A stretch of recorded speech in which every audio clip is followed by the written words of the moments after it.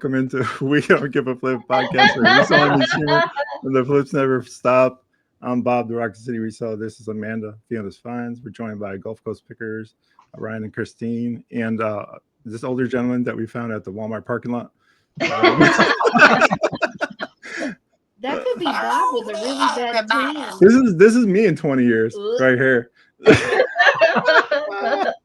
We got the same barber, sir.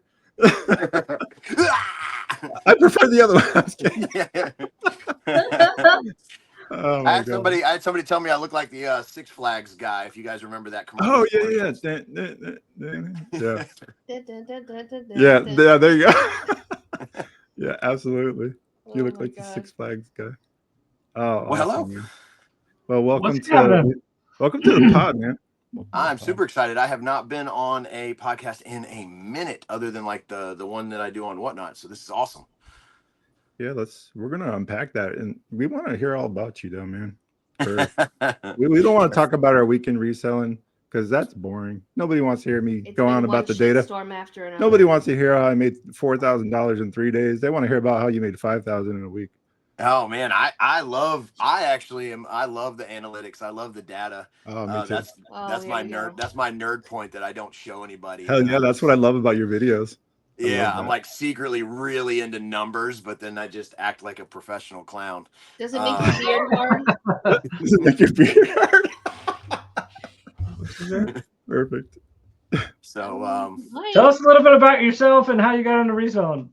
So my name's Chris. Everyone calls me Flip, which works out really well for me because if you live anywhere in the world and someone goes, "Hey, Chris," 20 of us turn around.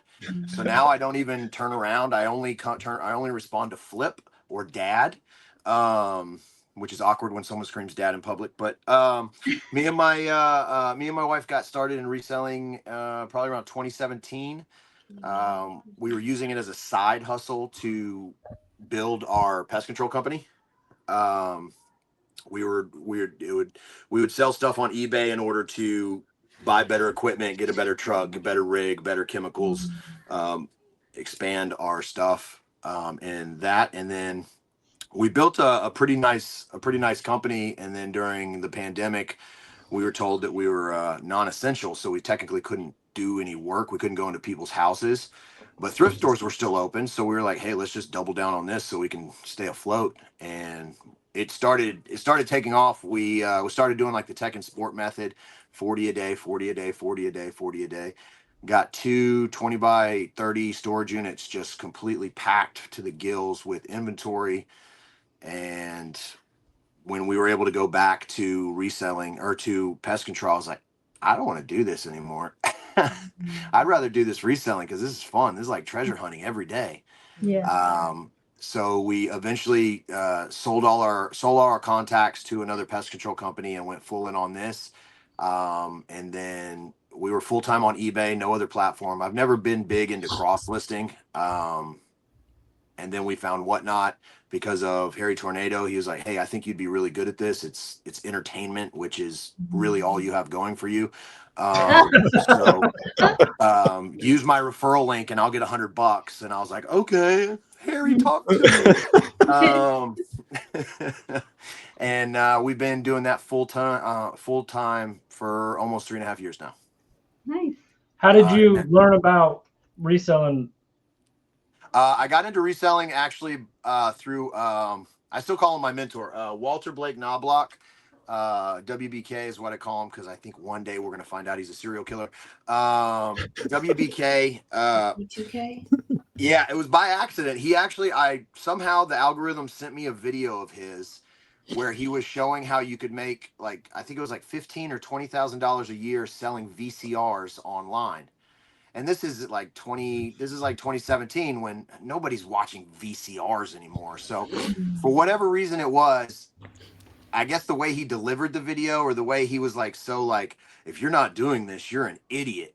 And it just rubbed me the wrong way. So I was like, tomorrow I'm going to a thrift store. I'm going to get a VCR. I'm going to record a video that I've never done before. I signed up, created a YouTube account. I was like, my first video is going to be showing that this guy's a scam artist. And then I'm going to call him out on social media, which I wasn't really big on. I don't know where all this came from.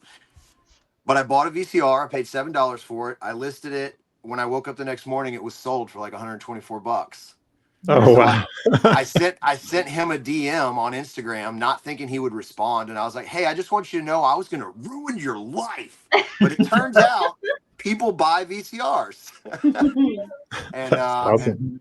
we've been friends since, and that started me on my journey. Our first when we first started reselling, it was mostly electronics because of Walter Blake Knobloch.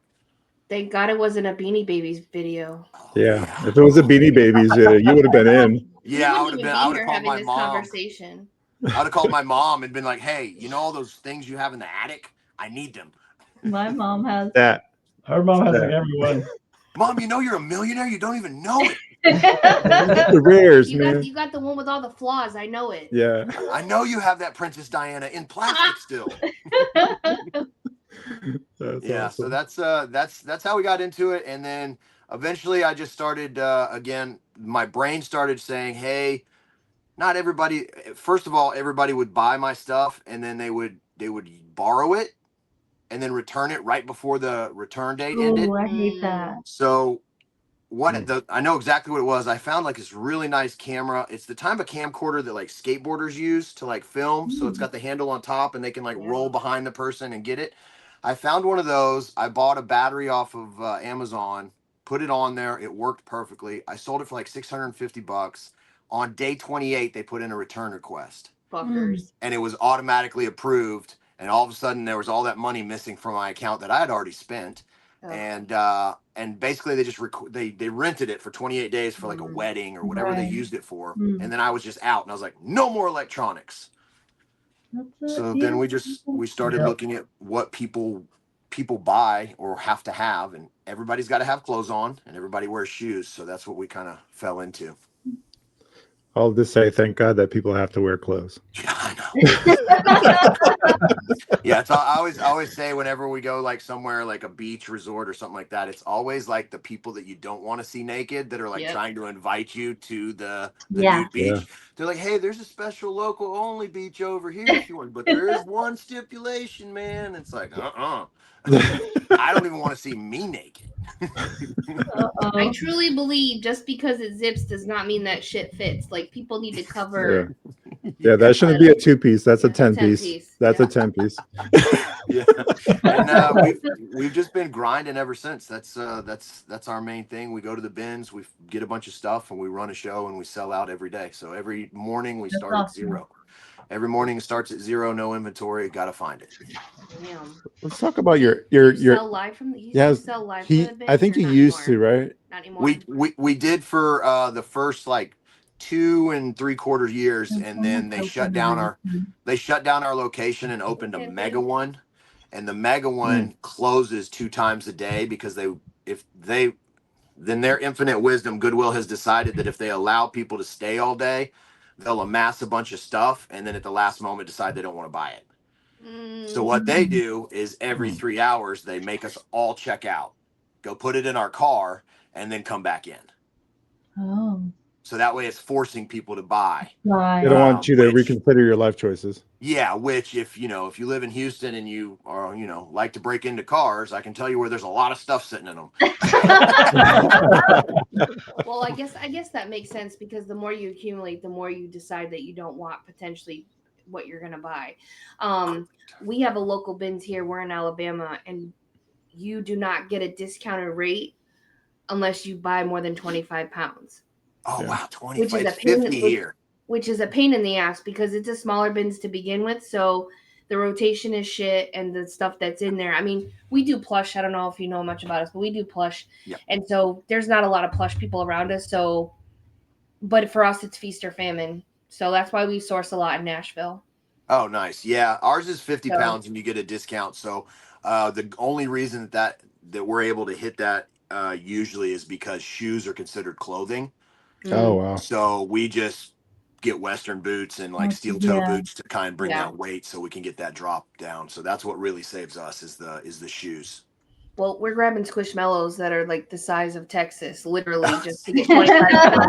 Just so that we can Yeah. I mean, we went a couple weeks ago, and it literally took $40 off our thing. I was like, Jesus. And then we light them on fire. Yeah. Good. As long as you're lighting them on fire, it's worth it. It's all good. It's all good. Chant to the plushie Well, gods. we recently got a booth, so a lot of the times the shit just goes there because I don't want to ship it. Yeah. So I just stick it in a booth, and hopefully some little kid's like, I have to have it. Oh, Yeah. that's awesome. Yeah, that's perfect. Just give Quick your, offload. give your parents hell Yeah. until they say yes. Yes. That's our model. Sorry. Yeah, I have the problem just waiting for your parents to buy it. Right. Yeah. That's awesome. That's perfect. So now I know that you said that you built your we'll call it an empire. The emperor. I'm the emperor, Chris. That's perfect because he's so smart. Exactly. So you built your empire by going live on the bins. Yes. And do you miss it? Do you miss that Um, flow, or do you prefer? So yes and no. If any of the Flip the World Army is in the chat, they'll tell you that they miss it. I have them constantly. It's been 3.5 months now since we've switched to nighttime shows, but they'll still come in and be like, "Ugh, still doing nights." I like the nighttime shows because I can have music playing. I'm organized. I got my things on hangers. Everything's numbered, and I'm very analytical when it comes to that. I like chaos in my life, but not in my business. And the bins people like because you hear screaming, you hear kids yelling. Hey, what's going on? Oh, there's a fight starting. Oh, they're fighting over shoes, or and then the element of never knowing what we're gonna find live right there. Like we found, I found a handgun, a loaded handgun in a purse or in a suitcase. While I was running the suitcase, I was like, man, something's rattling in here, and I unzipped it, and there's a little 1978 Derringer, fully loaded. Jeez. We found $1,500 in a pair of jeans. So like people liked that aspect. The manager loved it because we were bringing a lot of people would show up like, hey, I saw this on whatnot, the bins guy. Oh, he's in the corner. The new location that closes every few hours, that the managers asked us, she's like, when are you going to start filming? When are you going to start going live here? And I'm like, how? You close. I get all this stuff, and if I get my stuff set up and I start running it, then you're going to make an announcement that I have to get in line. So They should. I wonder if they would allow you to stay. But then again, I know I was watching one of your videos, and you say you're absolutely melting in there because of the temperature. there's no AC in there. I mean, now we're starting to get into our cool weather, so it's really nice. But the other thing is if they allowed me to stay, it would only take like 2 days before somebody complained, and then it would be. You could just go in the back door. Yeah, well, that's the thing I would love, is to be able to film behind the wall. I'll still pay full price. I've never asked for a discount or let me dig early or anything. Just create a little space for me, which is funny because I was actually offered a position to go do what I do for Goodwill in Florida. Wow. But then Goodwill stopped selling on Whatnot. Yeah. Which is good because I wouldn't have done that. That's good. Yeah, I remember somebody, was it like Wisconsin Goodwill or Ohio or one of the northern places was doing it for a while. They quit. They stopped. Yeah. So what happened was, so them and Salvation Army both started selling on Whatnot, and for whatever reason, Goodwill was getting the most just hecklers in their chat, like just horrible. Well, we all know why.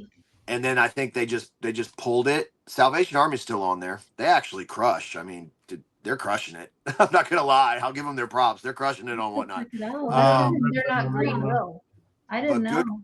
Goodwill now does live selling on their own website.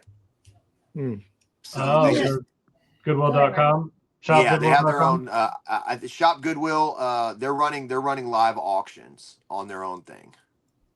Do you have America's Thrift stores in Texas?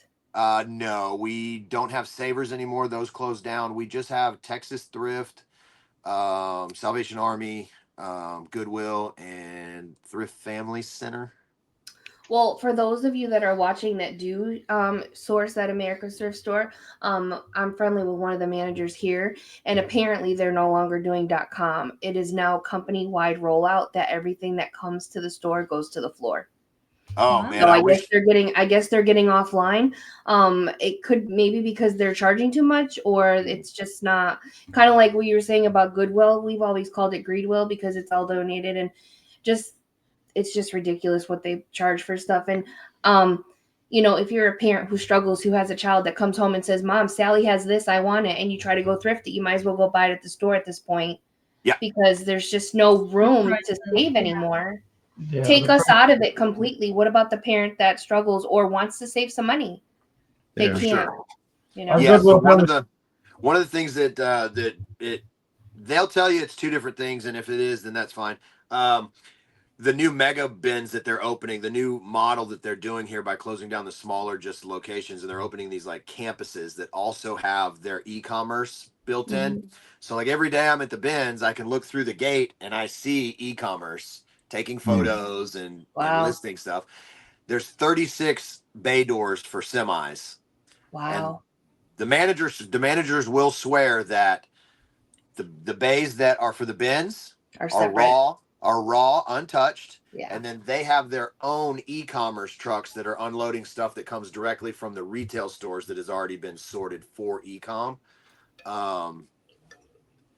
Whether that's just Who towing the knows? line or not, I Right. don't know. But because we find really awesome stuff, and I'm not gonna deny that. In the last Yeah. 2 weeks, we found 3 Prada bags, a Louis Vuitton, and I mean, I get all this stuff authenticated. We've been finding really good stuff. So, Yeah. one day we found 24 Johnny Was shirts. I saw that video you did with the Johnny Yeah, Was. so we That find was a good nice stuff. shirt. We find good stuff, but it does when the bins are bad and you look across and you see e-com just busting it out. Can't It help does but kind of, think differently. yeah, it makes you want to like Braveheart just right across the floor. Yeah, do it. Yes. Yes. What were you saying? I forgot. I don't know. Something Goodwill. Something down about yours. Oh, our your bin? Goodwill down the street has freaking regular Nike shirts for $11.99. Like, Ugh. who is buying Nike shirts for $11.99? It's insane. Yeah, nobody is. And then what happens? It'll sit there for 3 weeks. They'll do the discount color code, and then it'll end up on a truck and it'll be shipped to a bins location. It makes no. Their turnaround from the retail to the bins is really slow. Yeah. Well, and what's crazy too is sometimes, if you can look behind in the back where they sort the stuff, they've got mounds and mounds of shit. And Yeah. you're just like, you're holding on Mountains. to it for what? Mhm. For what? Just let it go. Yeah, so our old bins location, they actually still have the lease there, and they just opened they're trying a new model at it. It's called the Clearance Center, which I thought you couldn't get any more clearance than the bins. But so the clearance store, we went to it just to see. Everything's on hangers. Nothing in the store is over $4.99. Oh. So they're trying that model to like making affordable, but everything on the rack is Walmart Target brand. Yeah, George brand. Yeah, it's George and a New Day, and you're not gonna find any even like you're not gonna find any like TJ Maxx brands. It's literally Saddle just, bread. yeah, it's just I don't think the business model is gonna work long, but they're trying, I guess. Yeah. Now let's What talk gave about you that. Yeah, go ahead, Go ahead, Ryan. Ryan. Yeah, go ahead. What gave you the idea of going live from the bins? Was that your idea, or did you get that from someone else? No. We were just buying everything, coming home and running shows. And then my wife was like, you should just go live from the bins and see if they kick us out. And so I was like, okay. And so I just went live and nothing happened. And so we just did that every day until finally someone came over and was like, what are you doing? And I was like, oh, we're just going live and showing everybody what we're finding and seeing if anybody's interested in buying it. And then we pay for it. And they're like, oh, okay. And then I had a manager like kind of push back on it, and then I just asked for her manager's email, and then I kind of went up the chain with Goodwill to the VP of operations here in Houston, and I just explained what I did. I sent him some links to my videos and just told him like everything I do, I never say anything bad about Goodwill. I'm always talking positive. I look at you guys as like the reason I'm successful is because of you, and without you I would have to. So I would love to do this. Again, I'm paying full price. I never ask for a discount. I'm out of everybody's way. I never film customers. I never film employees. I never film any of the bins. It's just a camera on me with your white wall, and I hold up items. And it took them about a week, but I got a press pass Nice. They issued me a press pass, and then I just started. Once we got that, I was like, game over. Yeah. Oh, that's We- awesome. Did other resellers in there, or did they not like you doing that? Yeah, I mean, I still have a lot of people that don't like me, but that just comes with the territory of who I am. Yeah, that's there's really other smart. resellers in Houston that went live, that go live from the bins. Of course, we have Pam, who's EP Threads, who goes live from the bins in Minnesota, Wisconsin. It's the same thing. They might as well be the same state. Might as well. Whichever one of those, she goes live from the bins, and there's some other people that go live from the bins as well. The ones here in Houston, they did get shut down, and they built a great audience. Vintage Street World, they've built a great audience. They're friends of ours. We see them at the bins all the time. But yeah, so everybody pretty much got shut down except for us. So then that turned into like a thing. he's getting favoritism, blah blah blah. Yeah. And, I gotta like show everybody I got a press pass. Like, well, how'd you get that? And I was like, oh, you don't even want to know. My knees still hurt. I think it's smart if you're able to go live selling like that because it cuts down on the cost. You're not bringing stuff out that you may potentially not sell and lose money on. Correct. And that was kind of how I sold it. That's kind of how I sold it in my emails. So I mean, I know how to be business when I have to be business. So when I was in the emails, I was explaining like, the more I'm able to do this and show product, the more I'm able to buy, which means the more money I'm going to spend. And we got to a point we were spending, $2,500 a week. We became the number one customer. So, we didn't get favoritism, but everybody knew who we were, and everybody knew that, like, why are they allowed to have 2 carts? Oh, well, because they fill both of them. Yeah. Right. So now that you're doing Whatnot solely, right? Yes, You're 100%. not static listing. No static listing. I don't do Facebook Marketplace. I don't do any eBay. I don't want to meet anybody at my house. I don't want to meet you. Take your life into your hands and go meet someone on the corner. Yeah, I don't. I don't even. I don't have yard sales. I don't have garage sales. I don't want. Yeah, we just do Whatnot. And then if for whatever reason my mouth gets me suspended, which it has a few times, I just sit out my suspension and pray that I get to come back. Well, I enjoyed the unapologetic, Chris. So when I heard about you getting suspended for those 2 days, I think it was like 2 days or something. Yeah, 2 days in January, 2 days in February. Yeah, it was a rough someone start. was in your show, and I guess instead of swiping on, they decided to take offense. Why don't you talk about that? So I'm one of those weird people. I call myself an 80s dad. I just, I'm just, my brain is stuck in a generation of how I was raised and just looking at the world and realizing that people can hurt you. Like if someone hits me, it's going to hurt. But like the way I was raised, like words are just words. Words only affect you if you allow them to.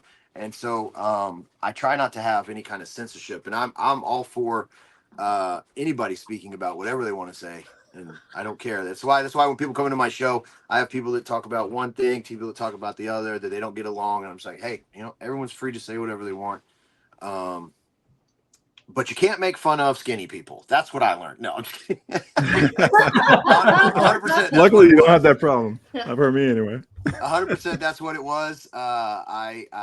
I held up a pair of 00 jeans, and I just made a comment about, I said, are these kids? And someone said, no, those are women's. And I said, and then I made a comment about anorexia or bulimia or something. I don't know. And apparently unfat people, that's what I call them now, don't have a sense of humor either. Wow. You don't do the body positive ones either. They're all fuckers. So is that body negative then? You don't have any fat on your bunny, and you're not funny. So that was 2 days. I learned my lesson. YouTube, don't you suspend this. Don't you I do know. it. But yeah, I mean, I grew up on In Living Color, Mad TV.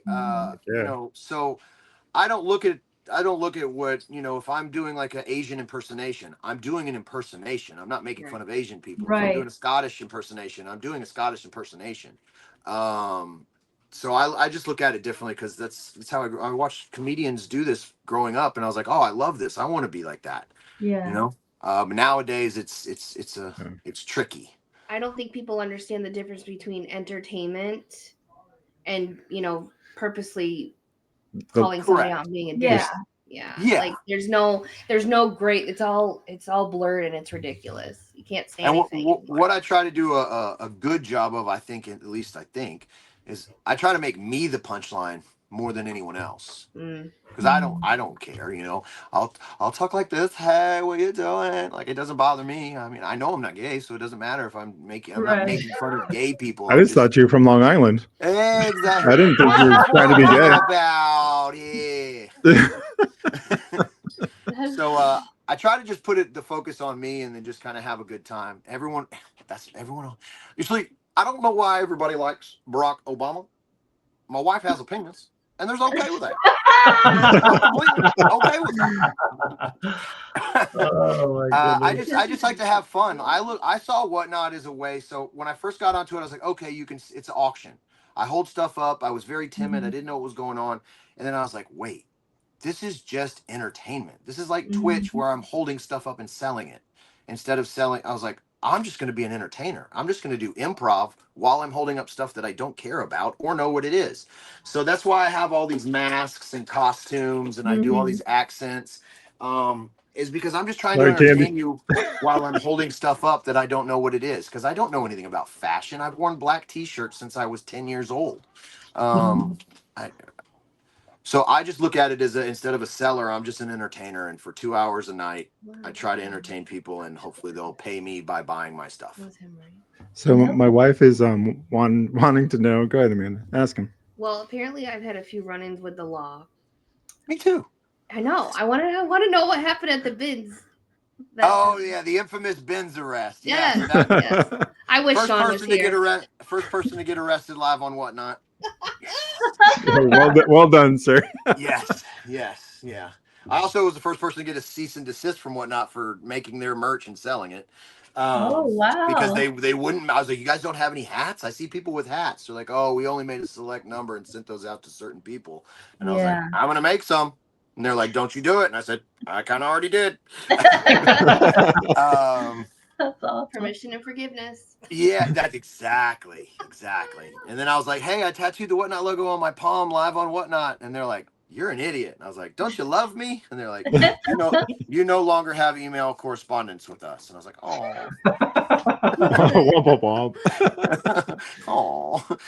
so the incident. So basically what happens at I don't know if this is every bins, but in Houston, the bins open at 8 a.m. People will get there at 6 a.m. and just stand in line. Oh, they put water bottles to save their lines at ours. Oh, yeah. So they used to do that. And then this white dude with tattoos and a beard would just come up and kick them all out of the way. Oh, yeah. I don't know why people don't like me. St. Louis, they camp out. Yeah. So I would, so they would be there. So we, for like a 2-week stretch, that's all we had, where we could get the kids dropped off and we would be first in line. So we would be sitting, so I'd be standing right there at the sliding glass doors. And then everybody would start, as soon as they see the manager coming to unlock the doors, they'd start pushing up against my back. Well, if you were at FlipCon and you got stuck in the elevator with me, I'm claustrophobic. So as soon as I see the manager coming, he doesn't take it off his lanyard. I hate it when people don't do that. He just kind of like leans down to like open, and it's one of those motion doors. So I'm like, as soon as he clicks that, it's going to open and everyone's going to trample him. And sure enough, the door opens. Everyone starts pushing before he moves. And so I just kind of stop him and I just like lean back like that, like if I was in a mosh pit and I was trying to get everybody to make the circle. And apparently I injured 3 elderly Hispanic women at the same time. Oh, my That's goodness. talent. That's skill. Yeah, I mean, I was trying for 4, but 3 will do. No, didn't think of anything of it because everyone pushes all the time at the bins, all the time. Yeah. Elbows and biting and spitting. If you ever want to see what society really looks like, go to the nearest Goodwill bins and watch a new rotation. and then you can see where we are as far as a country. So nothing happened. We went digging. We did everything we usually do. I started my show at 11 o'clock. Around 1 o'clock, I see 3 police officers walk in, and I'm kind of like looking at it while I'm running stuff. I'm like, and then I see them go to the ladies, and I was like, and then I see them point in the corner, and I go, hey, I think I'm probably about to get arrested. Just leave this running. And then they come over off camera, like, excuse me, sir, can you step over here for a second? And I was like, here we go. And then they said that the reason they were there is they'd had complaints of assault, and I was like, it took 5 hours. 5 hours for them to come up with that. And they said, sir, just for everyone's safety, we're going to go ahead and restrain you. And I was like, am I being detained or am I being arrested? They're like, well, right now you're just being detained. It's not my first rodeo. So they put my hands up against the wall, did the whole pat down. They're basically making a big scene so it looks like they're doing something. Yeah. Yeah. And then, of course, they escort me out, put me in the back of the car while they're taking statements, but they never asked for my statement. They never asked for the manager or my wife or anybody's statement. They just take the 3 Hispanic ladies' statements, or we'll just say ladies. That way people don't think that's a race issue. My wife's Hispanic, by the way. Nice. I'm sitting in the car, sweating really bad. I was like, man, it's gonna look like I peed my pants when they let me out of here, and then they're gonna laugh. They're gonna think I was scared. Like I'm not new to this. I'm thinking about how bad I look and how sweaty it is. And then they open the door and they're like, okay, well, there's no camera footage, there's no injuries. We can't do anything. I was like, I know you can't. Can you let me out so I can go finish my show? I'm just trying to sell clothes here. And so they let me out, and then of course, I was like, are we done? Everything. I got my paperwork and everything. The one officer is like, if you wanted to anonymously make a call to ICE, that's within your legal right. And I'm like, dude, I don't care. I just want to sell clothes to people. Jeez. Oh my goodness. No, I need to close my mouth. So That's a what? shock. The only reason I say that last part of the story is because like 4 months later, 2 white vans show up at the bins. Dudes pop out with vests on, and the whole bins clears out in 15 seconds. Oh wow. And I know everybody thinks it was me, but there's no way I would ever do that. So again, it's just funny the way that everything works. But anyway, they let me out. I ran back inside. I waved at the ladies because I just wanted to let them know like nothing happened. I was like, hi. Right. And then I went live. I went live for another like 2 hours and made another $700, and we called it a day. Incredible. I know, because I remember in your video you were trying to give your wife your wallet so you could pay for your stuff, and I was just like, I can't make this shit up. Yeah. Always hustling, even when the cuffs are on. You're like, can I just give you my wallet? I need to pay for my shit. Yeah. Also, it was a rookie cop. He was his first ride along, so he was like, "Sir, are the cuffs too tight?" And I was like, "She puts them on tighter at the house." And he's like, "What?" He didn't like any of my jokes. Typical. Oh wow. Yeah, I don't know. Nearly as well. That's much more interesting than what happened to me. I would have been shitting my pants. Well, probably. Yeah.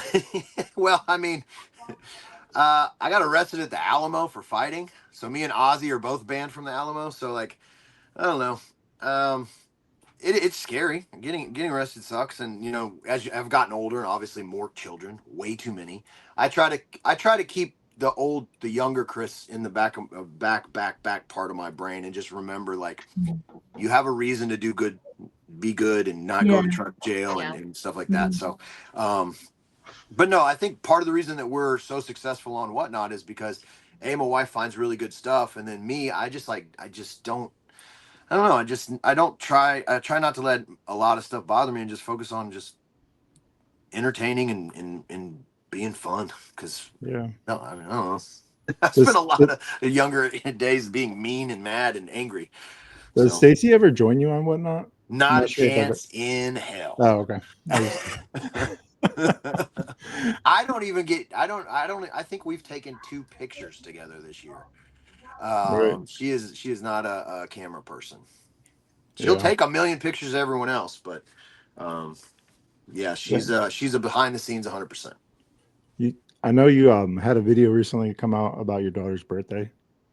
what you offered her. You want to talk about that real quick? Because I think that was a genius idea, by the way. Oh yeah. So when Emma for Emma's birthday, we asked her, do you want cash? Because she's reached that age now where she can just buy her own stuff. You want cash, or do you want us to take that amount of cash, go to the thrift store, buy stuff, run a show, and then give you the profit? And I was like, oh man, please just take the cash. Please just take the cash. But no, she got smart and she's like, no, go thrift stuff. And we made, I think she made like $600. Damn, Best Best birthday birthday ever. smart. Yeah. I was like, this is horrible. I hope the other kids don't ask for this. Like, this is genius parenting right That's here. It teaches a good lesson, I think. Yeah, well, Really does. because I think it's what do people talk about? Would you rather have $1 million now or a penny today, and it doubles for the next 30 days? And most people just want that money up front, but yeah, I think she's seen that what we've done over the years, and they all, I know they're all paying attention. They're watching. Yeah. I love the transparency of your videos too, how you break down the analytics and the numbers. Yeah, And a lot of resellers hate that. You're giving away the secrets, dude. Yep. And I think that there's room for a lot of people at the table, and because there's just so much. You've been to the bins a million times. There's just so much out there. Yeah, so there are some days when I can I can tell Stacy's like will be a little like flustered because there's too many people. They're like, oh man, but I always I never worry about her. I know she's gonna find great stuff, and I know how we work. I know how we dig. I know how we operate versus what I see other people doing, and I'm just like, it could be full. There could be every reseller in Houston could be at the bins, and we're still going to come out on top. That's just how I believe in what we do and the stuff we're able to find. Yeah, it's like we're the same person except less tattoos. Yeah, kids, if you're listening, don't get them. It's stupid. This is I what just real shaved body today, so dysmorphia looks like. So when you guys are sourcing at the bins, do you divide and conquer? Like, so you do clothes and shoes. Do you spread amongst the bins? Yeah. And are you the type to go when the bin comes out fresh, or do you wait for people to dig and then you go back through? How does that work? So one of the things that really helps us out is we both have two completely different digging styles. Stacy is more of like the Tasmanian devil, where she'll just grab a bunch of stuff and throw it in a cart. Nice. Whereas I only pick stuff that I know I want. Okay. So it works out great because I'll be at the cart and then she'll bring her mountain, and then I'll go through it and pick out stuff. And then of course she'll bring stuff that she's like, hey, look that one up. It feels nice. And so now we've gotten to the point where we can feel like silk and linen, and we can feel fabric and material and know that we need to look it up versus like the Temu stuff that as soon as you feel it, oh, this is Sheen. 100% this is Sheen. Yeah. But no, I do not like getting in the new rotations. I think that I hate it.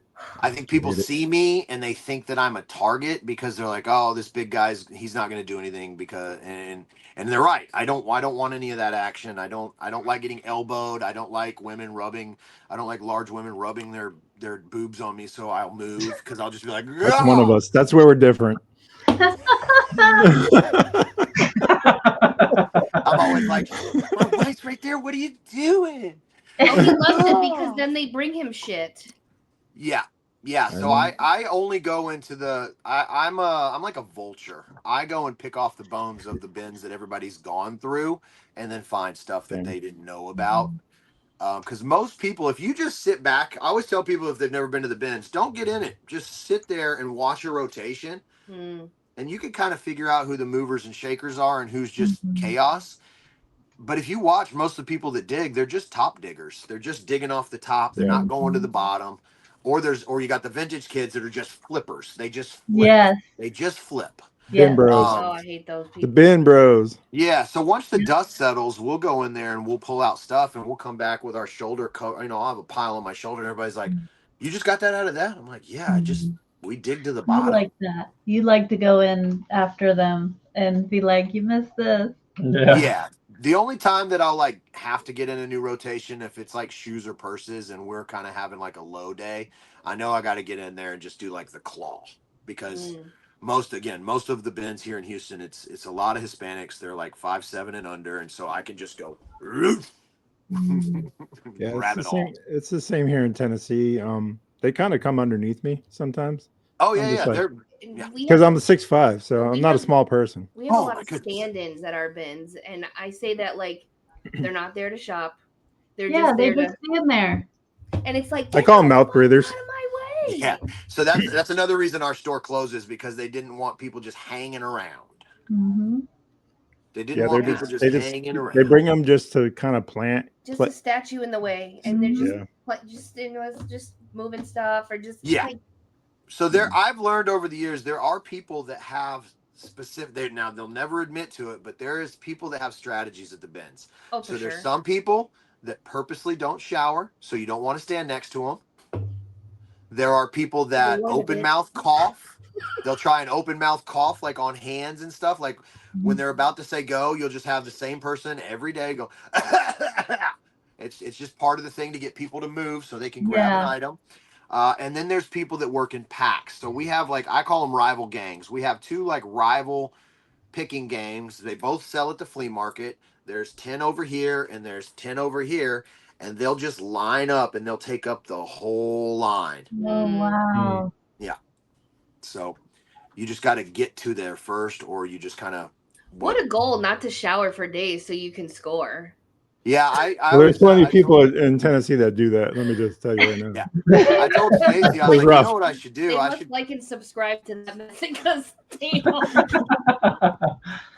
I told Stacy what we should do is I have a bunch of friends from the music scene here in Houston. I was like, I should just one day be like, hey, I need like 50 of y'all to just come to the bins one day. You don't have to dig. I just want you to stand on the yellow line. That's Yeah. all I need you to do. Just make Yeah. a wall. right. Now And then you I'll do. just move. Now you do play guitar. I think I've seen some photos of you Yes. hammering that thing.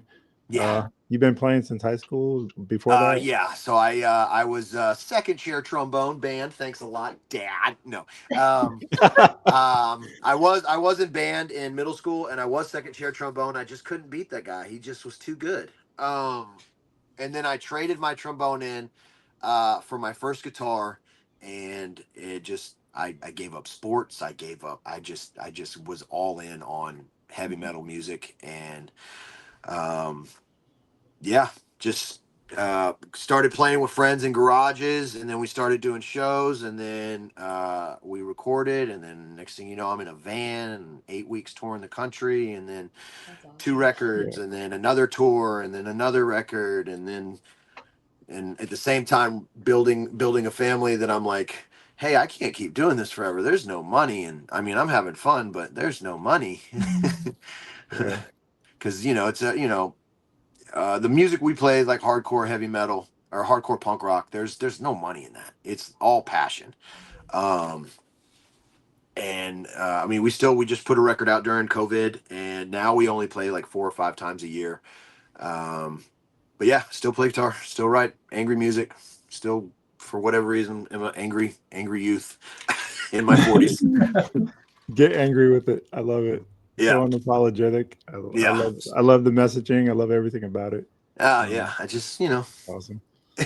embrace who you are. That's it. You could Yeah. A lot of people spend a lot of their life trying to not be who they are, and just once you just say, hey man, this is who I am, I'm sorry, I love everyone, but this is who I am. I'm not Yeah. for everyone. Now is Houston one of those places that stay weird type of place, Oh, or am I thinking somewhere else in Texas? Austin, their logo, Austin. their slogan is keep it weird, but Austin Yeah. is so Texans call Austin the California of Texas Okay. because basically Tesla's there. Everybody from California has moved to Austin. They don't move to Houston. They don't move to Dallas. They move to Austin. So Thanks that's a like lot, Elon. yeah. So it's the Austin. Austin is the California of Texas. Houston. I compare Houston to like Philadelphia. It's a very grimy, hardworking, like just. It's a nice, huge, spread out city, but it's definitely grimy. It's just grimy. And Yeah, I love blue. it. I That's love how it. Birmingham is. Yeah, Birmingham's. Birmingham is grimy. It's a blue collar, rough and tumble. Oh, type what's And the of up, it. bins are Apex? shit. Yeah, Yeah. I've told Jeff. Jeff's bought a lot of Star Wars figures and a whole lot of Carhartt from me. Um, So I got a question for you. Now, I don't do a lot of shopping on Whatnot for clothing. Do you get the fat sizes, or you just stick to branding? Body positive. Well, I'm fat, so I could say that. Yes, we sell a lot of unskinny. Unskinny, We sell a lot unskinny of bop. unskinny. Honestly, Bob. we only sell that. Okay, I was We just if curious. our customer base is predominantly like size large and up, so we sell a lot of 3X, 4X, men's, women's. There's big people in Houston. I mean, there's big people everywhere. No, Like I said, I'm 6'5", so it's hard to find a 3XLT. I'm just so gonna throw you're it gonna out there. need like a 3X tall, like two T's, like tall. Yeah, Yeah, that's crazy. yeah. So it's hard to source on Whatnot for personal. Yeah. If we sell smalls, we lot it, and we just have a size small lot, and we just put all bangers in there because it's selling them individually. We're not going to get anything, so we just be like, hey guys, if you sell size small or you are size small, you get all this, and we run bundles like that. As far as everything else, we'll run it individually. So, And we primarily sell women's clothing because women be shopping. Just statistically on Whatnot, women are shopping in the women's contemporary category. yeah. Men that shop on Whatnot are usually in coins, collectibles, sports memorabilia, and food. Really? So, I like to eat. yeah, I buy a lot of food on Whatnot. Do you have any advice for someone like Ryan who's just trying to get in the game? Oh, look at you finally here. Ryan's just trying to break his teeth on the game. You fell in a I was gonna ask the same thing, Bob. That's funny. What is your advice for someone? Yeah, you were on the That's same so link. crazy. Well, I missed That was my it. next question. I was gonna ask. Oh, you're gonna ask about? I was like, What is your advice to someone trying to get on Whatnot? Start on Whatnot. Well, I mean, if you're wearing a penis for a hat, that's a good start. Honestly, just be unapologetically, authentically you, and just tell people like, this is who I am. This is why I do this. This is how I pay for, like Renzi says it best. This is how I put milk in the fridge for my kids. So this is how Stacy and I are able to, unfortunately, have so many children. And we just let our story be our brand of what we do. Like we're not just selling plush because we have a bunch of plush, or I'm not selling clothes because I like women's clothes and I'm a serial killer. This is how we keep the lights on. So if It's you not buy like you're from dressing like a woman while you're selling. yeah, no. I mean, that's an angle. That could be appealing. If it works, it worked for Terry Crews. It could work for me. I try to make sure that I connect with people and I let them know, like, when you buy something from us, you are helping for us to feed our kids, and that we don't take that lightly. We always try to engage with everybody in the chat, and make everybody feel like they are part of it. That's why we call it the Flip the World Army. Like, everybody in the show, whether they're buying something or they're just hanging out, they're part of that 2 hour block we do of just like unwinding and detaching from the world and hanging out. Jeff ain't lying. Somebody come buy this damn shirt for me. We gotta make that big, Ryan. Hang on a second. That's a nice little mansion with the halo. Oh yeah. I wasn't born with enough middle fingers. Yeah, that's nice. Yeah. It's a good one. It's a good one. It is. So when you were selling, It's not a out the cheap bins, one. When you sell from the bins, obviously you're not washing your stuff. Do you wash your stuff before you sell it on Whatnot, or is as is? No, we sell it as is, unless it's something that I think like we could really, one oxybath would bring the value up. Like so I don't have anything on hanger, but we have a vintage. Stacy found a vintage men's Coach polo, and it's blue with a white stripe going across the chest, and it says Coach, and it was a little dingy. So she's like, let me just wash this one before you take a photo of it, because it'll if we can get an extra $5 because you washed it. So some things yes, but most of the time it's As is. as is. Wash it, wear it. If we happen to sell electronics, I'll test them to the best of my ability. Unless I don't know what it is, I'll just make sure it turns on, make sure there's nothing shaking, no corrosion. I try not to sell a lot of electronics, hand cameras, stuff like that I'll mess with, but like bigger stuff I don't want to deal with. I sold a golf club last week and I just regretted it immediately once I had to go figure out how to build a box.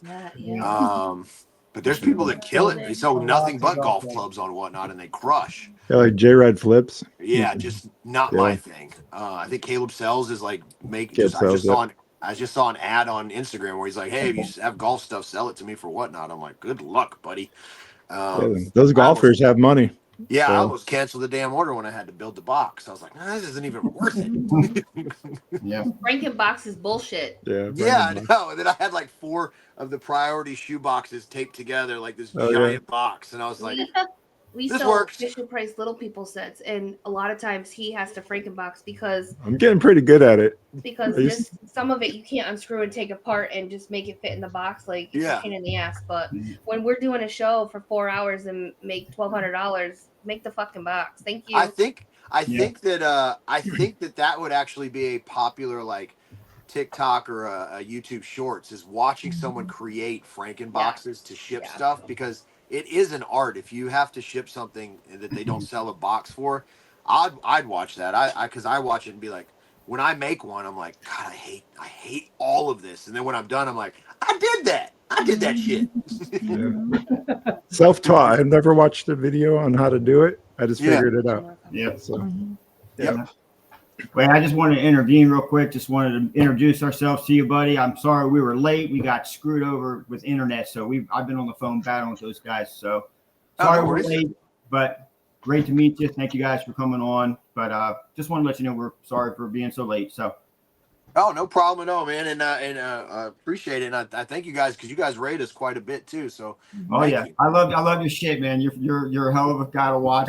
We love your shows, man. You keep doing what you're doing. You make us laugh. And I know a lot of people. We always talk about knew who you were when we were talking about our podcast show. So we love your shows. We appreciate you, and we were very thankful you accepted our invite. So thank you. Oh yeah, for sure. When I saw the name of the podcast, I was like, oh, I have to be on this show.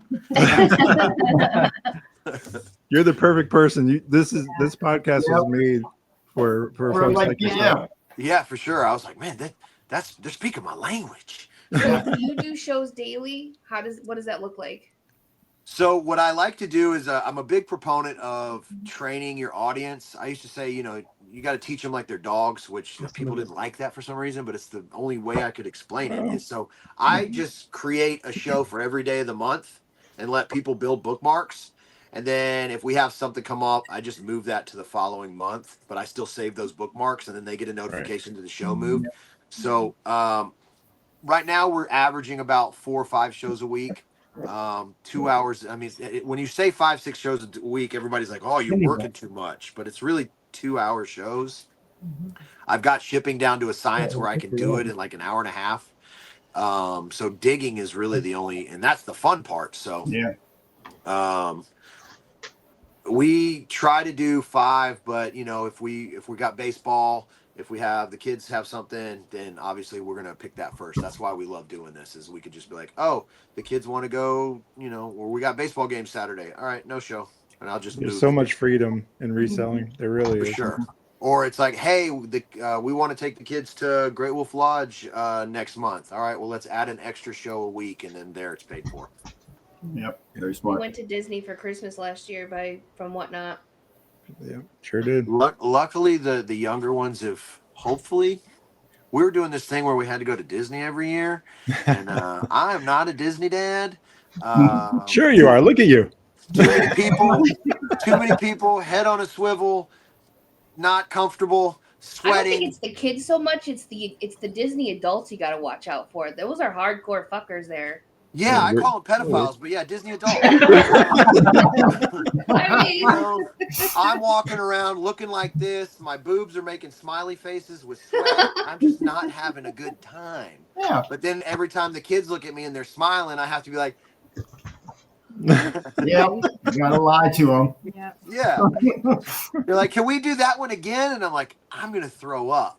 The things we do for our kids.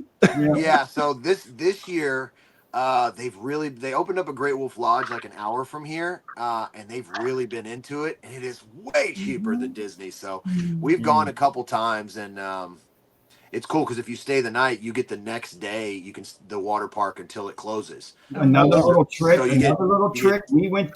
We go there all the time too when our kids. So another trick. You're going to plan on staying 3 days.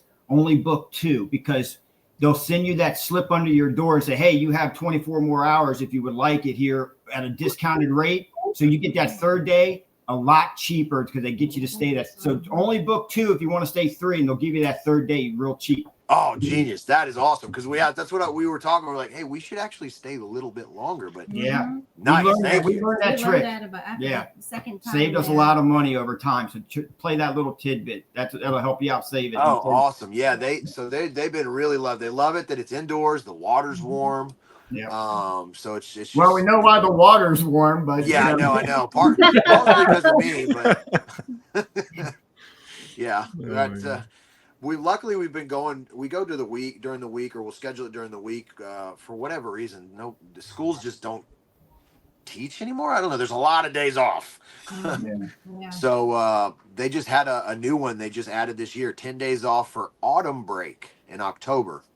Autumn break. Wow. Yeah, it's new. This is the first Never year. heard what the hell is autumn break? I don't know because they only have like 8 more days, and then they're off for another 11 for Thanksgiving. Nope. Yeah. So we've been trying to, now that we have the schedule, we've been trying to book more stuff. So that, again, that's the freedom of whatnot, where we can just be like, hey, what do we want to do? All right, well, this many shows covers all the bills. So we just add a show a week, and that'll cover that. That way everything's paid for, done. So you source in the morning and the shows at night, or do you, because you said you start 0 every day, right? Yeah, we start 0 every day, so we'll source tomorrow. We went today for 2 hours. We got stuff that I've already pre-listed for tomorrow just to try and get some. I like to already have my money back before I start my show, so I pre-bid stuff so I can start getting bids on it. Right. And that way I've already made my buy cost before I even start the go live button, and then everything's green after that. So we source today, and then we'll go tomorrow for about 2 to 3 hours. But when they close the first time, which is at 11:30, we won't go back after. We'll just go home, and that'll be enough for a longer. So tomorrow's show will probably be like 3 hours because it'll be 2 days worth of digging. And then I think we'll be off Saturday because I think I think it's our neighborhood only allows 4 yard sales a year, so I think it's this weekend. So I know she's going to want to clear out kid stuff. Oh, thank God. Do you source outside of your area? Have you gone to other states to bins to try them out to see?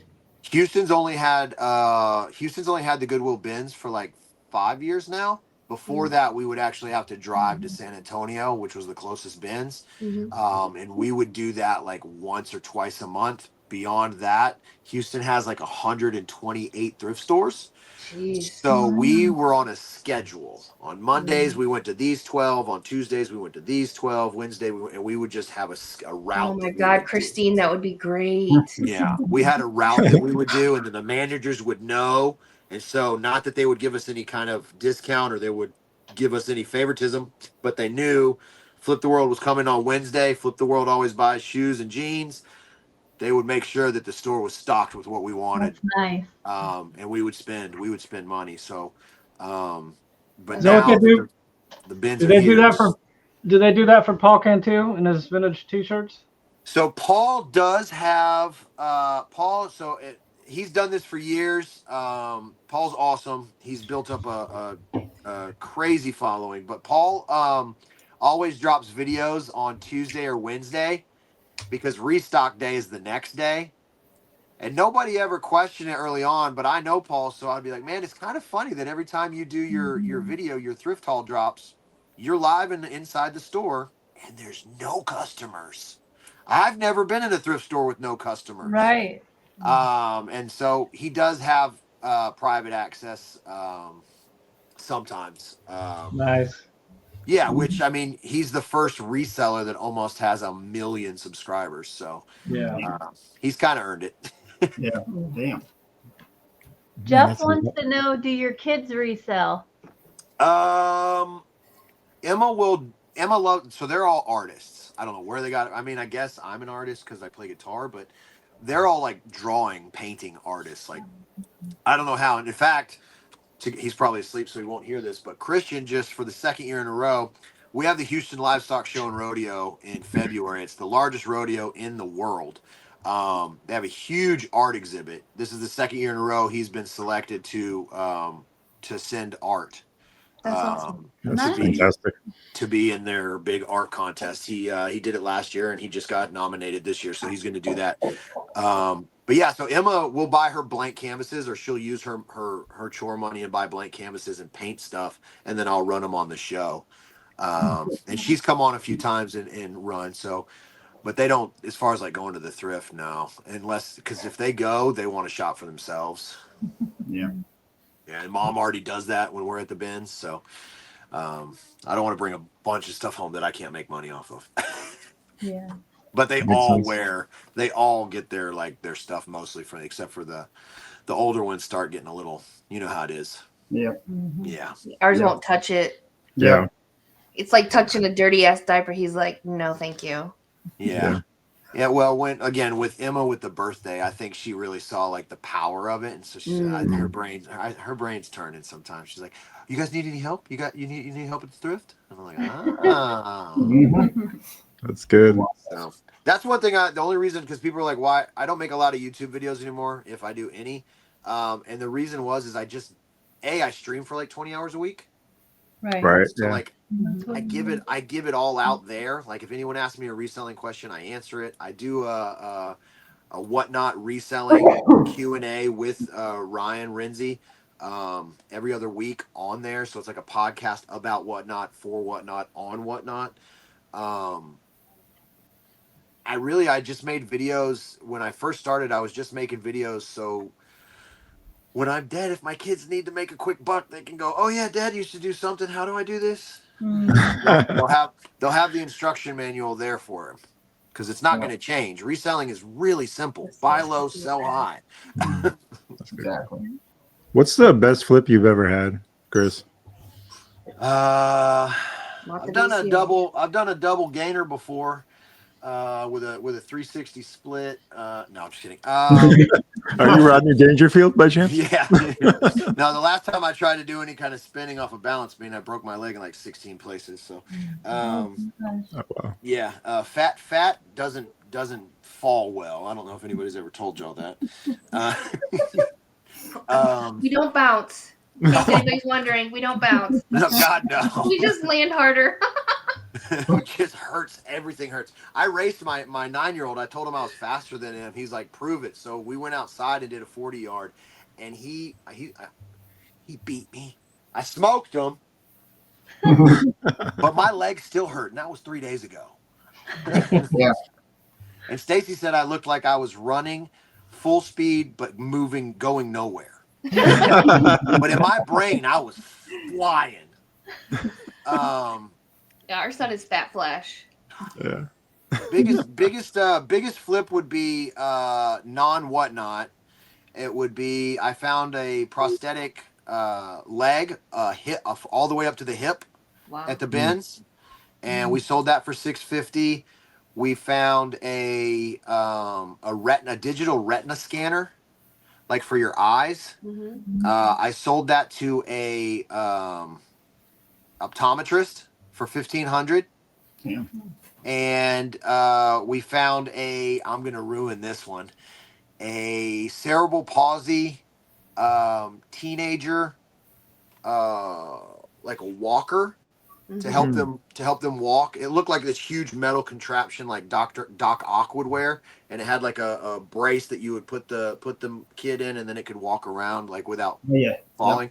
Mhm. They had it at the bins, and I was like, "What is that?" And they're like, "We don't know. It's $20."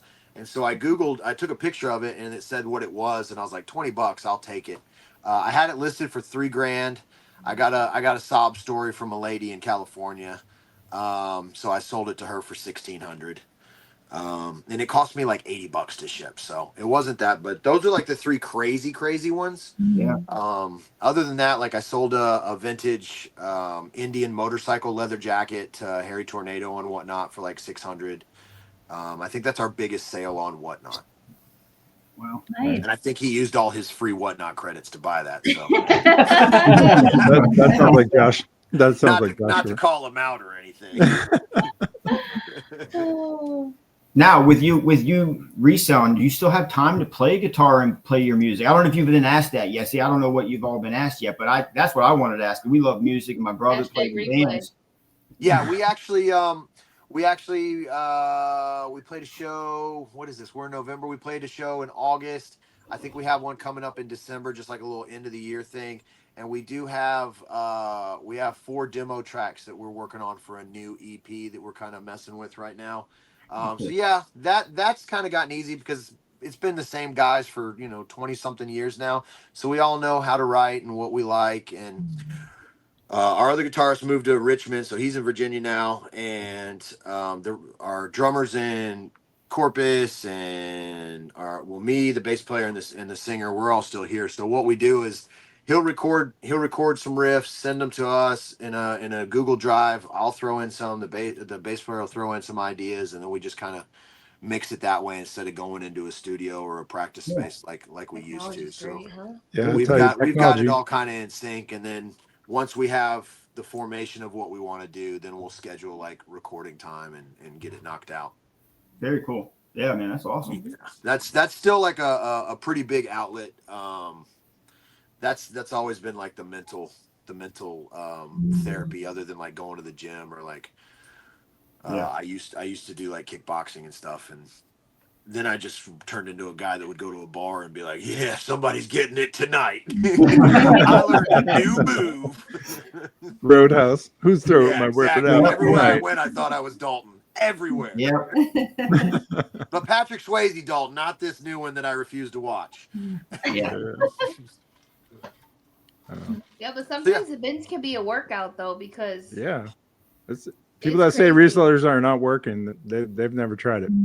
Oh no, for sure, and especially when you're in like 100,000 square foot warehouse with no AC in Texas. And this one, the new one that we go to with no AC, it opened in June, so it's like prime hot. So man, those subscribers of body odor must really. It's pretty bad. It's pretty. I think they need to bring. I'm very anti-mask, but I think we should bring them back in the summers at the bins. Just saying. I was taking like 2 and 3 shirts. I was like, I'm gonna have to swap. I personally can't walk around with a shirt that's so wet it looks like I'm at a water park. So like I just go to the car and I'd have to change shirts, and then of course people were bringing coolers full of drinks and they don't let you bring them in, so they're going to their car and hydrating. And then of course Goodwill got smart and they bought some drink things, and now they sell cold drinks. So at our bins there's like a full-on buffet. Like if Ellie's still in here, she'll tell you.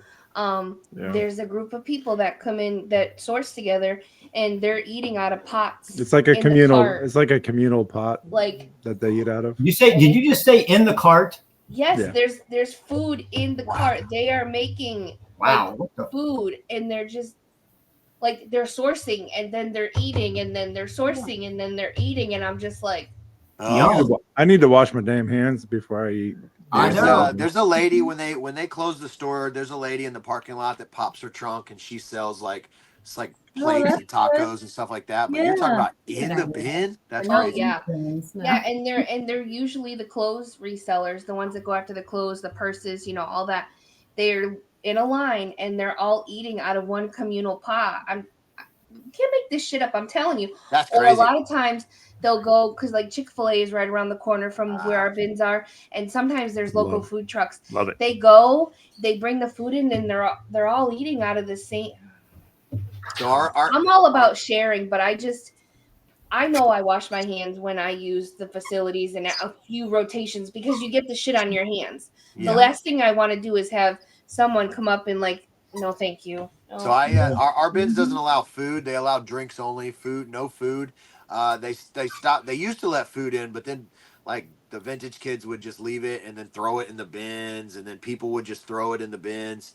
And then all of a sudden there's mice in the bins, and then you'd hear people screaming. And you're like, why are they screaming? Oh, there's a rat in the bin. And I'm like, oh, well, that's kind of what happens. So there's no food allowed, but everybody eats in the parking lot.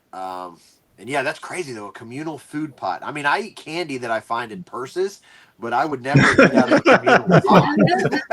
Well, does Like, it this have is a, vintage. does This it is have a awesome. wrapper or no wrapper? If it doesn't have a wrapper, Oh yeah, probably if got it's much wrapped, better if it's flavor. wrapped up, yeah, if it's wrapped up, and I used to do it live just because it was part of the whole live at the bins. I'd be like, all right, guys, next up, you're getting this purse and everything that's in it except for there's a Werther's Branded mint. original. I gotta try this. Yeah. But yeah, they don't. Yeah, no, I would. Yeah, if it happens again, I'll take a picture and we'll send it to you. But like, yep, communal. You know how pots there's and- that? Have you ever been to the website peopleofwalmart.com? Yes. Mm-hmm. There needs to be a peopleofgoodwillbins.com, and then we should just, without them knowing, take pictures of certain things because we actually have a. Maybe not 6'5", but I think he's probably like maybe 6'3", 6'4" with heels for sure. That comes dressed very opposite. Interesting. Yeah. Heels is a true story. And I'm just like, right on. I think I see something hanging out of the bottom of your skirt there, buddy. That's good. awesome. I love it. So some bin drama. Yeah. Yeah, this Uh, vintage bro and this old lady. I guess she was first in line, and then he had a spot, and his cart was there saving his seat. So she moved his cart and took a seat, and he freaking lost it. Oh yeah, see, they don't And even her let whole us thing sit was, down. I was first in line. I was first in line. That doesn't mean you get a choice of everything in the whole freaking place. yeah. Yeah, And he wasn't standing down. He was wasn't. like, He put his and chair right next to her, yeah. put his cart right in front of her, sat there, looked at his phone until the next rotation, and they went back and forth the whole entire time. And that's the reason that that's that timeout generation, and that's why we need to start beating our children because they don't know any goddamn respect. Don't get me started. Yeah. Too many timeout babies that don't realize that life doesn't work that way. But so our bins doesn't allow you to sit down. If you sit down, they literally come and tell you to stand up. You can't sit down. Oh, No wow. sitting. No sitting. Oh, we So have what we kids do- that play on the floor. Oh yeah. Well, our There's speed bins. bumps. The bins in bumps. San Antonio is no children under 16. Oh my god, Oh, fantastic. that would be great. Yeah. Our bins I- allows children, but they're not allowed on the flips.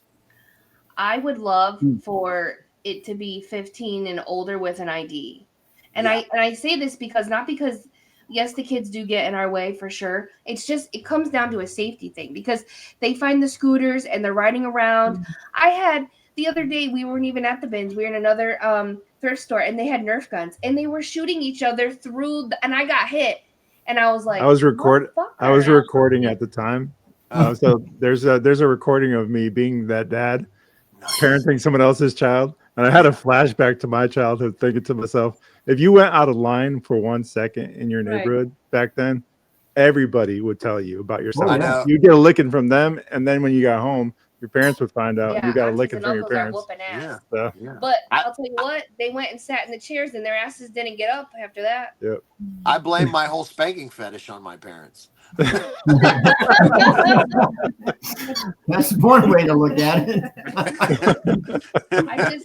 I think that would be great just from a perspective of like safety because there's been kids that we've been in the bins before and a mother has put her child in the bin next to me with just a diaper on.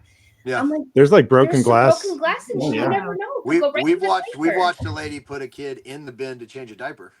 Oh, my Oh, God. God. Yeah. Oh, wonderful. I Yeah. just- I always And leave the anytime I see diaper in a the kid bin, right? Oh, left the diaper. Right. Anytime then I they see look a at kid you in the like, bin, I'm always "What?" like, I was like, is this for sale? But no, as far as you talking about somebody saying like I was here first, I'm claiming this. We actually, Stacy was telling me last week there was obviously it was her first time at the bins, but she was lined up on a new row next to Stacy, and she's like, just so everyone knows, I'm gonna get that and that, and I'm getting Oh, that. no. And Stacy was like, you're about to Yeah. get elbow in the face. Yeah, that makes me want it more. So just Throw like those bows. yeah, just to teach her how the bins work, Stacy got all that stuff. No. Right? Yeah, so yeah, you can always tell who's new. Usually they walk in and they go, oh, well, what is this? Yeah. And what is that smell? Oh Yes. dear. See, that's the problem that I have is that we've been going to the bin so long that I don't even smell the Smell smell. it anymore. Yeah. Oh God. What's Yeah, funny is that clothing can get ripe. you Yeah. start seeing everybody nonchalantly start getting in. I guess they start trying to push their way through. It happens to us up where we go now. It's like they wait till that shift change and they're pretending they're looking in the bins. Next thing you know, they're trying to push their way in front of you. Yeah. Yeah, the other day we were playing bumper cars because me and this one boy, he kept trying to cut it. I was literally just bumped his ass around the corner and just kept going. It's like, I know the game now. I'm not a Oh, for rookie. sure.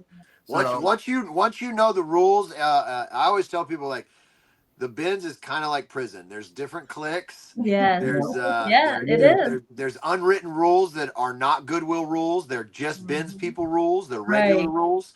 And then you can always tell who's the new fish. It's their first day. They don't know the rules. Yep. Like you'll have somebody show up at they like just stand there watch you like, what's going on? you'll have somebody come in at like 2:00 in the afternoon and be like, excuse me, there's no cart. I need a cart. Where are the carts? It's like, oh, you poor thing. Yeah.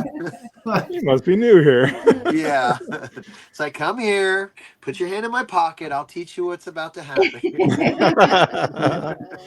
It's like our guy that comes. He gets there early. He gets out. He puts a rock in front of the door, and then he goes back and he sits in his car. And he said, "That's my rock." He I thinks go in he's the first. shit. He thinks Yeah. he runs this place, and if you're in his way, he tries to knock you over out of the way and tries to flip shit in on you. And it's just like, dude, chill out, man. I move rocks and water bottles all the time. Yep. Yeah. Like, what is this? This is oh, that's my place. Oh, well, your place is over there now because now I'm here. Because I'm a body and not a rock. That doesn't work. Because if that was the case, then I'll just, as soon as I leave every day, I would just put a rock at the door and be like, that's my place for tomorrow. Exactly. Exactly. Because the Goodwill, well, what happens is if they start doing too many water bottles outside, the manager will come out and be like, tell an employee, hey, go clean all those up. We can't have the outside of our store looking like that. And they'll just pick them all up and chunk them. And then everybody will be like, no, that was my place in line for 12 o'clock when you kick us out. But our managers don't play. They ban people. They will kick you out. They definitely don't like the vintage kids. They don't like the just hanging around 8 hours and buying 2 shirts. But the new location is weird because they have the only place in the store that you can test electronics is in the bathrooms. It's the only place in the whole store with outlets. So if you have to use the bathroom and there's somebody testing like 6 Roombas, you're just like, you can leave them plugged in, but could you get out? I'll let you know if it Pray to starts. God they don't have a toaster. Oh God, yeah. That's awesome. I was like, why is there a line to the bathroom? Like, oh, they're all testing electronics. I'm like, oh. So you said they close your bins and reopen them, right? So is that what you're saying? Yeah. So they do that. If you have not been to St. Louis, I highly suggest you venture out there sometime. They do that there too. And they have 2 separate bin locations within 20 minutes of each other. And they do 9 to 1, close until 3, reopen to reset. So they change out all the bins. Oh, and nice. then you go back in at 3. So it's great because you're a clothes reseller and I want to go for toys and plush. So we're not going to combine and we're not going to, get each other's way because it's already out there. So whatever's out there is what you're going to be able to get. There's no FOMO. There's no FOMO of missing out on something, waiting for a rotation, people getting and just standing in your way because you all have to just go. So nice. That's buddy, really good. My buddy Marcus Dixon's Pickens, he used to make whatnot. He used to make Goodwill Bins content up there in St. Louis. So, but I didn't know they closed for 3 hours. Yeah, so ours is weird. They open at 8, they close at 11:30, and they reopen at 12. What they do in that 30 minutes is nothing. Motherfuck you all. They just pick the stuff up. They just pick the stuff up that's been thrown on the floor and they put it back in the bins. And they will rotate 1 or 2 rows. They don't do the whole store. Literally, the only reason they do it is to get the loiterers out. They just like, hey, we're going to get your money. And if you don't come back, great. If you do come back, you can buy more stuff. But we want whatever you've got in your cart, we want you to pay for it now. Which, again, I tried to bring it to their attention. I was like, hey, I'm not that guy anymore. But if somebody knew that there was 100 cars in a parking lot that's not supervised, full of stuff, you might have a problem that you don't have resources to handle. Yeah. Yeah. So, Chris, this is the time in the podcast where we usually open things up for questions from the chat. So, if you have a question for Chris, Flip the World, Texas, this is your chance to ask him. He's a captive audience. Or is there anything that we haven't talked about that you want to get out there before we? Yeah. Circumcised. Perfect. What do you think? I was not asked. I wasn't given an option. I'm just kidding. Lucky wife. That is also the most painful place I've been tattooed, just so everybody knows. Nice. Crazy. Do you rub Ben's dirt on the cowboy boots you find? I try to make. Yeah, you must have got a very dirty pair of boots from me. That's proof right there that I don't clean anything. I sell it as is. I think I wore those and went running in the mud. Yeah. I think we call that patina in the business. Call Yeah, that patina, right? just, occupational hazard. No, we sell everything as is. We don't want to. I don't want to. The last thing I would want to do is like try to clean something and not know what I'm doing and then mess it up and be like, Mess oh, it up. God, now I got to cancel this.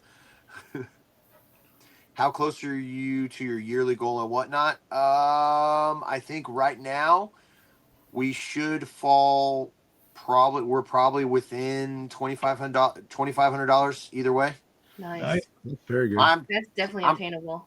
I'm pretty anal about numbers, like to a point where Stacy gets real annoyed. Well, the other day I thought about you when we were at the bins because I found some cash, and I remember you were live when you pulled that wad of cash out. Yep. Yeah. Oh yeah. I found a whopping $5. Awesome. Hey, any money is free money. Yes. Yeah. Sean, how come you staged that? What? A lot of people always assume that. Yeah, I staged it for $5, Amanda. Yep. They're like, oh, That's all he had at the I'm time. hard up for viewership. I staged it for $5. they do that all the time. They're like, oh, you staged. I see that in my video, my comments on YouTube, like stage just for views, and I'm like, yep, those 37 views. That's all for you, buddy. What a paycheck. Awesome. I make like what's crazy is I still make like $100 a month on YouTube, even though I make zero content on YouTube.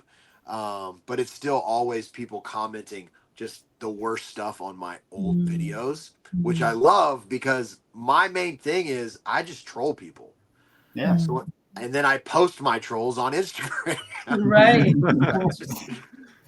I'm not like a lot of the resellers that just ignore it, or they're like, oh, I'm only going to focus on the positive. Like, I like getting in the mud. Mhm. Nice. Like a good battle.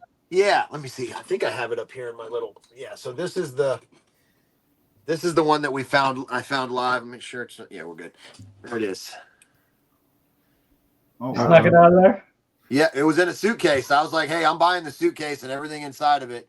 I took it to a pawn shop, had them run the numbers. It's clean, so it's mine now. It's a little pocket carry. 1978 Freedom Firearms. very It's a cool. nice little 5-shot, a little 22 long. Cool. That's awesome. It's probably Yeah. missing evidence from somewhere. That's Texas for you. Yeah, I mean it's worth like $300, but I'd rather keep it. I like it. It's The cool. story itself is worth more than that. In my Yeah, opinion. that's the kind of one that if you have to pull it out, somebody's gonna be like, "Oh, you're just gonna make me mad." I'm like, I know. You're gonna scramble your insides.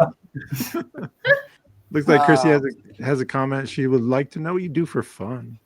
Mostly Stacy. We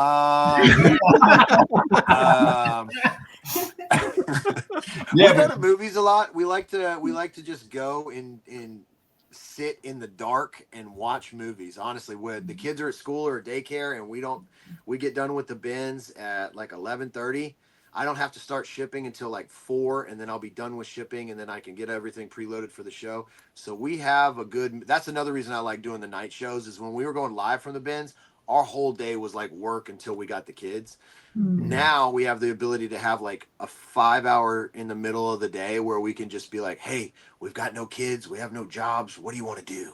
Yeah. It's like a little mini date every day. So That's movies, we'll go hike outside if it's nice. We do the gym. Honestly, it's mostly movies. We like movies. What's your favorite movie? I'm the last one that I saw that I was really like was Bring Her Back. It was Ryan's with disturbing. Brokeback Mountain, just so you know. Yeah. Well, I mean, I'm trying to bring her Brokeback Mountain, but I want to see a remake of that movie, but like the opposite of White Chicks. I like thrillers. I like horror. I like stuff that makes me want to throw up. What did we see? What did we see last? That I was like, what are we watching? They shaved the girl's head. Bagognia.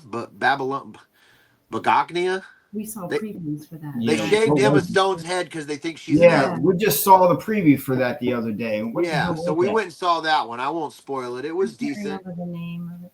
I left confused, which is usually a good thing. They're talking about when you got detained. So someone's asking a question about what running with the law we had. Is that what they're talking about? Yeah. Oh, they're probably talking about the bins. So yeah, obviously I got into it at the bins. I've been arrested at the Alamo.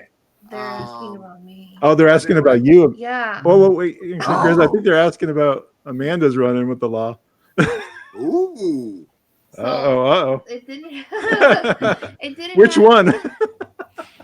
So both times, nothing Both happened times. other than I probably almost shit my pants. So the first time was when I took my son to DC for a trip, just the two of us, and I literally was trying to go to Dunkin' Donuts, and I ended up on a federal communications base. It's like CIA. It's like really, really like nope. Common people are not allowed there. They're like, sorry, man. Yeah, I thought they were waving me to come, and they weren't. They were waving me to leave, and I ended up having cops in front of me with patrolling the car with guns. That was fun. I just wanted some munchkins. I really just wanted Dunkin' Donuts, and it was in. They have one inside this building, but it's not for public use, so it shouldn't even be on the fucking GPS. But it was. Amen. It was, and then he's like, if you go past that booth, it's gonna be a worse day for you. So I was like, okay. I whipped that shit around and I was out. And then the second time was I was actually visiting Gulf Coast, and I left at like 5 a.m. to the airport, and I said to Christine, I should probably put my license up front with me in case I get pulled over. You jinxed yourself. 10 minutes after I left their house, I get pulled over because I didn't have tail lights because I didn't have the right switch on the lights. It was a rental. I had no idea. So that's why they always say, how many times you got pulled over, what you're running with the law. Like that's happened to me literally twice now. Yeah, see, if you don't have your taillights on here, that's like a dead giveaway. You're trafficking something, humans, drugs, something. I shouldn't have said anything, but that's what happened. But I will say the federal detaining was funny afterwards, but at the time I was like, listen, my husband works for the State Department. Like, if somebody comes back, like, I'm gonna be shocked. Like, just fucking let me go. Yeah. Yeah, the worst is when you might have something. When they're like, I'm just gonna go ahead and run everything. Everything's cool. Just hang tight. Everything comes back clean. You're gonna be good. And then you're sitting there going, is everything gonna be coming back clean? Yeah. Uh-oh. That actually happened. That happened to Bob. So we were going into. I worked for NASA for a while, and we were going on base here, Redstone Arsenal, and there was a young kid with us, and they were running our IDs to get us day passes to go on base.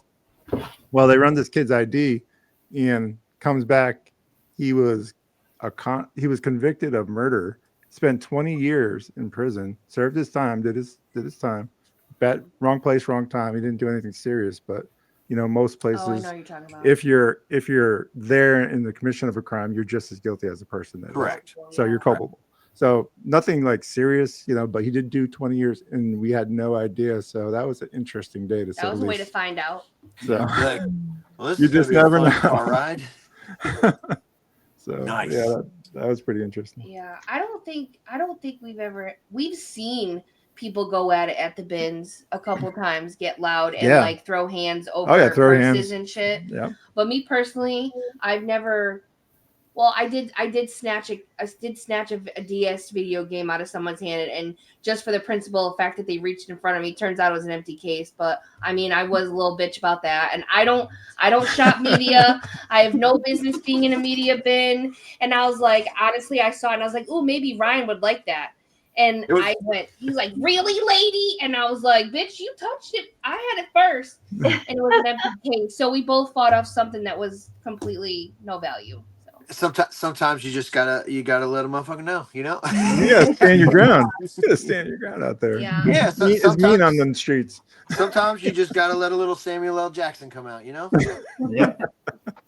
Jeff Um, wants to know about the rag house, Chris. Okay, so yeah, because Jeff was buying a lot of stuff from the Rag House. So what we learned about the Rag House is Japan owns most of the rag houses here in Houston, and what I mean by that is they're the number one customer. Japan, Thailand, they are buying up all of the Y2K, all of the vintage, all the Carhartt, all of the vintage Levi's, taking it over there and then selling it back to us dumb Americans for a hike up. Because we'll buy it, even though it's all here. And so what was happening was they were bringing us bales and they were cracking them. And then we would sit there and dig through like 10,000 pounds of clothes to find 200 items to run on our show. But then we couldn't run those items until the Japanese contacts came up and went through those items and decided if they wanted them or not. Oh, wow. Because they're the number one buyer. So they get first dibs on So you everything. did their dirty work by sorting through the shit. And what happened was in the beginning, I was like, okay, well, this is just, what you got to do to get your foot in the door. It's very hard to get into a rag house. I was like, this is just what we got to do to get our foot in the door. And so we were doing it. And then what happened? We found like a bunch of stuff. And again, if you've ever been to a rag house, no AC. So we're dying. We're finding a lot. We found a lot. We've got like 4 Z-racks full of great stuff. And they took like most of it. And it was just one of those days where I was not having it. And I was just like, wait a second. Wait. We just dug for 6 hours. Yeah. Yeah. And they just come and be like, yeah, we want this, and this. Are they paying me? Because I feel like I'm working for them for free. And like, well, that's just the way it is. Like, well, that ain't the way it is with me. And so we just called it. We literally I just grabbed we just left. Yeah, because that's bullshit. Because they should be the first buyer there. Then they should be there doing the dirty work instead of waiting to show up when you guys do. Yeah. I mean, and my money is just as green as theirs. And again, we were doing a deal where they gave us a space to do the shows there. And we were making them more money like daily than they were probably selling, but I was like, I can't do this anymore. I know this is going to end up with me losing it. So let's just call it a day here. And we're working with other people behind to try and have access. Like I just did 2 deals this week where I bought a bunch of Hokas and On Clouds from a potential as like a test buy to see what kind of product we can get from somebody. And then I also have a purse bundle that I just purchased from somebody that might be able to supply us with purses. I sent both of them the brand list that we're looking for and the conditions. And for stuff like that, if you're being picky, you got to pay up, which is something that people have to think about. At the bins, I'm going to find Hokas, but I might find 2 pairs a week. But if I can find somebody that'll give me 100 in the condition I want, obviously I'm going to have to pay up for that. And as long as I can make it work, it's just a thing. Yep. So those are 2 avenues we're trying again to expand because we got much larger goals going into next year. And I don't want to get to a point, I don't want to be in my 60s still digging at the bins. So let's talk about that before we finish up. What's next for Flip the World Texas? Just trying to expand, finding connects where we can get product. I don't want to go into new tags. I know a lot of people that started on Whatnot as used sellers have now moved to new tags and they're getting, pallets or they're doing wholesale and stuff like that. I just really think there is so much pre-owned stuff we live in the nation of Hoarders. It's everywhere. And I'm calling this Christmas is going to be the largest pre-owned Christmas ever, mainly because of tariffs, mainly because people just don't have money. They're going to be buying secondhand more than any other time in the last, I call it like 4 years. I think we're going to see a big spike on resellers starting probably this month and going into the first 2 weeks of December to finish off the year. I mean, I think this is going to be a huge Q4, and so I'm just trying to get all the stuff that I know that we've sold over this year to try and make it available to people to get it. So with you working on these deals and potentially getting bulk, what does that look like for space for you? Are you going to get a storage unit? Would you do a warehouse space? Like are you just hoping to get it and move it quick enough where you don't have to worry about that? It would be cool to have have enough stuff to where we could maybe not have to do go to the bins every day. Mm-hmm. So it's like, hey, we got 200 pairs of shoes. We'll skip the bins today and we'll just do a shoe show. I How don't want to realistic is that for you though? Because of the FOMO, like, do you have FOMO though? I personally don't, because I know that it'll sell. Yeah. But I also, I know you can't tell by looking behind me, but I also just hate stuff. Right. This is literally just like my studio. This is for whatnot, the decoration. It's just so people have something to look at. For the most part of my life, I'm a minimalist. Like I said, I have like the same black shirts since I was 10 years old. I have one pair of shoes. I have two pair. I have one for court, funerals, and weddings, and I have one that I wear every day. I have one pair of pants. That's it. I don't like the idea of paying to store stuff when I can just sell it, which is what we were doing with our 2 20x30s. We were paying like, almost $700 a month for it to just sit there and hopefully sell. Yeah. But yeah, I would like to get to a point where there's a lot of office space here that we could get for like $500 a month, all bills paid, and just turn that into a studio where we run shows out of it. And then we could have like a separate room there that we just store I have one show, and then on a Z-Rack, we're prepping the next day's show. So that way it's already just rolling out, run the show. And then we're always just one day ahead, just to, just build a big circle like that. We'll never get to a point where I'm going to have somebody running the shows, because we've already tried to have a team, and people want to watch, unfortunately, people want to watch me. Because I'm the dancing idiot. I am the professional clown of Flip the World. So that's my role, and I don't want to relinquish it. Honestly, I love upsetting and entertaining people. Yeah. So where can everybody find you on socials? Let's talk about your handle on Whatnot.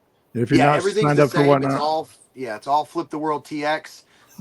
Some kid made 2 posts as Flip the World, and he hasn't used his account in 7 years, but I can't buy it from him, and he won't respond to my DMs, and Instagram won't give it to me. So it's Flip the World TX. On YouTube, it's just Flip the World. You'll see my big dumb face on any of those if you type in Flip the World. That's it. I don't do TikTok. I don't do any of that other stuff. Just Instagram, Whatnot, YouTube. What time on Whatnot? So 7:30 Central, 8:30 Eastern, and I don't even think the West Coast is a real place, so I have no idea what time that is. Although our 4th oldest literally left 2 weeks ago. He's in San Diego for Marines basic training. Nice. So apparently we will be going to San Diego sometime in January for graduation. Yeah. We'll see how California likes me. Oh yeah, that should be fun. Oh, you'll fit right in. Yeah, I was gonna say that. Yeah. Well, we appreciate you being on the podcast, Chris. Oh man, this has been a blast. You guys can tell. I will talk ad nauseum about reselling, about Whatnot. You found the right people. We are your tribe, just so you know.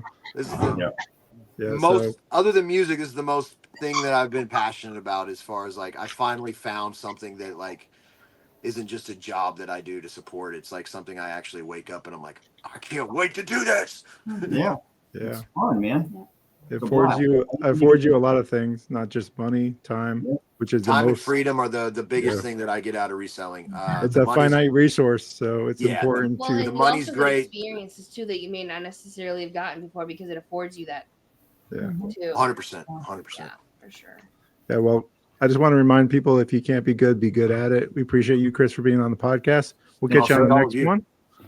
So Thank you. I feel like the Brady Bunch right now. Yep. right? stick around, Chris. We want to say thank you one more time offline, but we appreciate you guys. Have a great night.